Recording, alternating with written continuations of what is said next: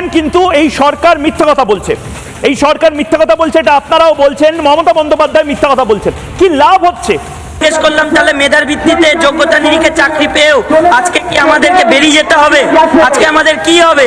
বললেন স্যালারি পাবেন না, বললো স্কুলে যেতে পারবেন না, সামাজিকভাবে ক্ষতি হবে, আমাদেরকে অযোগ্য বলে চিহ্নিত করা হবে, লোকে বলবে টাকা দিয়ে চাকরি পেয়েছে। আজকে এই দায় আমি নিতে যাবো কেন? আমি কেন অযোগ্য ঘোষিত হব? আজকে দায়ী করলো, দায়ী হচ্ছে রাজ্য সরকার, তার নেতামন্ত্রীরা টাকা খেয়েছে। আজকে এসএসসি অফিস, তার চেয়ারম্যান টাকা খেয়েছে, ঘুষ খেয়েছে, সব জেলে, আর তার দায় নিতে হবে আমাকে। আমি অযোগ্য হতে পারবো না, আমাকে অযোগ্য ঘোষণা করার আগে গুলি করে মেরে দিক, আমার দরকার নেই, আমাকে গুলি করে মেরে দিক।